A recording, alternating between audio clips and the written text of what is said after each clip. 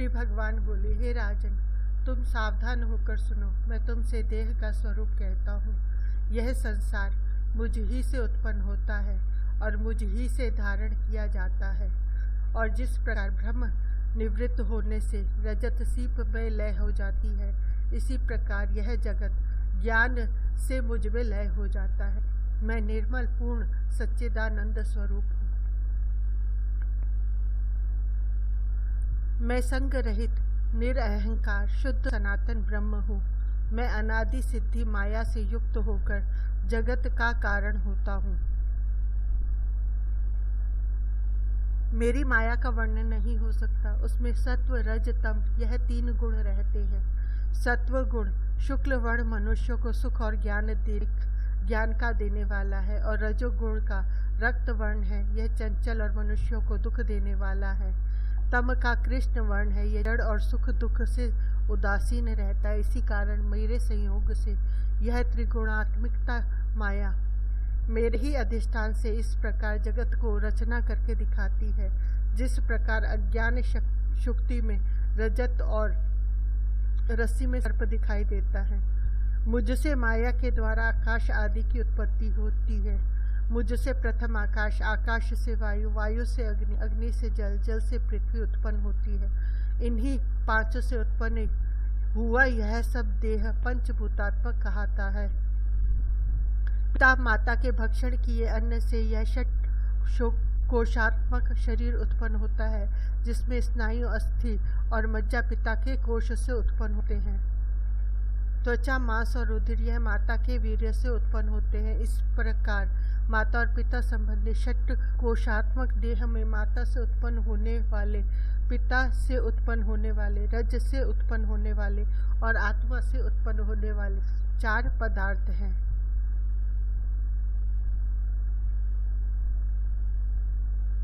उसमें रक्त, मेदा, मज्जा, प्लीहा, यकृत, गुदा, हृदय, नाभि इत्यादि मृदु पदार्थ माता से उत्पन्न होते हैं। श्मश्रु, लोम, केश, स्नायु, शिरा, धमनी, नाड़ी, नख, दंत, वीर्य आदि स्थिर पदार्थ पिता के संबंध से होते हैं। पुष्टता, वर्ण, तृप्ति, बल, अवयवों की दृढ़ता, अलुलुपता, उत्साह इत्यादि रज से उत्पन्न होते हैं। इच्छा, द्वेष, सुख दुख, धर्म अधर्म, भावना, प्रयत्न, ज्ञान, आयुष्य, इंद्रिय इत्यादि यह आत्मज अर्थात आत्मा से उत्पन्न हुए कहलाते हैं। श्रोत्र, त्वचा, चक्षु, जिह्वा और घ्राण यह 5 ज्ञानेंद्रिय कहलाते हैं। कर्म से ही शब्द, स्पर्श, रूप, रस, गंध यह 5 इनके विषय हैं। वाणी, हाथ, पैर, गुदा और वस्त यह 5 कर्मेंद्रिय है। बोलना, लेना देना, चलना, मल विसर्जन और रति यह क्रम से 5 इंद्रियों के 5 कार्य हैं। और मन उभयात्मक है। मन, बुद्धि, अहंकार और चित्त यह अंतःकरण के 4 भेद हैं। सुख और दुख यह मन का विषय है। स्मृति, भय, विकल्प इत्यादि मन के कर्म हैं, और जो निश्चय करती है उसी को बुद्धि कहते हैं। और अहम, मम यह जो अहंकारात्मक मन की वृत्ति है, इसे ही चित्त कहते हैं।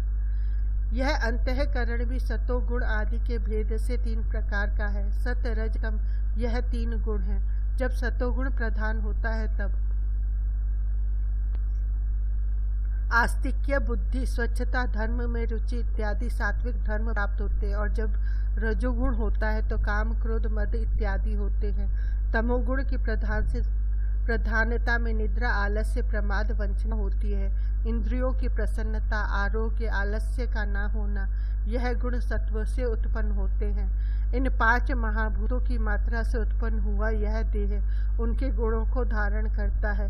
उनमें शब्द, श्रोत्र, इंद्रिय, वाणी, कुशलता, लघुता, धैर्य और यह बल 7 गुण आकाश से इस स्थूल देह में प्राप्त होते हैं। स्पर्श गुण, त्वगिंद्रिय, उत्प्रेक्षण ऊपर को फेंकना, अवक्षेपण नीचे को फेंकना, आकुंचक सकोड़ना, प्रसारण फैलना, गमन चलना यह 5 कर्म है। प्राण, अपान, व्यान, समान, उदान यह 5 प्राण हैं। नाग, कूर्म, कृकल, देवदत्त, धनंजय यह 5 उप प्राण कहलाते हैं। ये एक ही वायु के विकार को प्राप्त होने पर 10 नाम धर लिए हैं। उसमें प्राण पवन मुख्य है, जो नाभि से लेकर कंठ तक स्थिर रहता है और नासिका, नाभि तथा हृदय कमल में गमन करता है। शब्द के उच्चारण, निशब्द, निश्वास और श्वास आदि का यही कारण है। गुद, लिंग, कटी, जंघा, उदर, नाभि, कंठ, अंडकोश, जोड़ों की संधि और जंघायु में अपान वायु रहता है। उसका कर्म मूत्र और पुरुष का विसर्जन त्याग करना है। नेत्र, कर्ण, पांव के घुटने, जिह्वा तथा नासिका 5 स्थानों में व्यान वायु रहता है। प्राणायाम, रेचक, पूरक, कुंभक इसके कर्म हैं। समान आयु सब शरीर में व्याप्त होकर जठराग्नि के सहित 72,000 नाड़ियों के रंध्र में संचार करता है। भोजन किए और पिए हुए संपूर्ण रसों को देह की पुष्टि के निमित्त लेकर चरण, हाथ और अंग की संधियों में उदान वायु रहता है।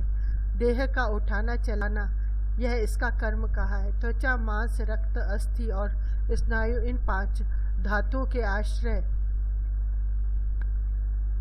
आश्रयांत गादी 5 उपप्राण रहते हैं। डकार, हुचकी यह नाक पवन का कर्म। पलक खोलना, लगाना, कटाक्ष यह कूर्म का कर्म। भूख, प्यास, छोंकना कृकल का कर्म। आलस्य, निद्रा, जम्भाई देवदत्त का कर्म। शोक और हास्य धनंजय का कर्म है। अग्नि के धर्म चक्षु, कृष्ण, नील, शुक्ल इत्यादि रूप।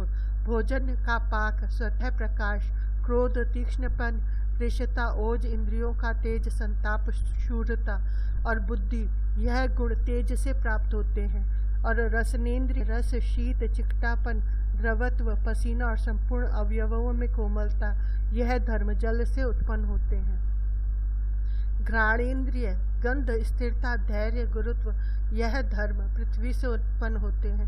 त्वचा, रुधिर, मांस, मेदा, अस्थि, मज्जा और शुक्र यह 7 धातु शरीर को धारण करते हैं। पुरुषों का भक्षण किया अन्न जठराग्नि से 3 भाग हो जाता है, जिसका स्थूल भाग मल, मध्य भाग मांस और सूक्ष्म भाग मन होता है, इससे मन अन्नमय कहाता है। जल का स्थूल भाग मूत्र, मध्य भाग रक्त और कनिष्ठ भाग प्राण कहाता है, इससे जलमय प्राण है। तेज का स्थूल भाग अस्थि, मज्जा मध्य भाग और वाणी सूक्ष्म भाग है।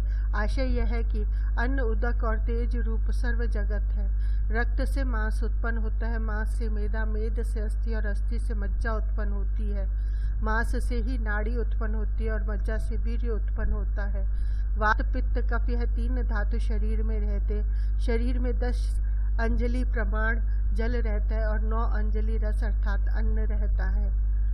रक्त 8 अंजलि, विष्ठा 7 अंजलि, कफ 6 अंजलि, पित्त 5 अंजलि और मूत्र 4 अंजलि रहता है। वसा, चर्बी 3 अंजलि, मेदा 2 अंजलि, मज्जा 1 अंजलि और वीर्य आदि अंजलि रहता है, इसी को बल कहते हैं। शरीर में अस्थि 360, शंख, कपाल, रुचक, आस्तरण और नवक यह 5 प्रकार की अस्थि होती है।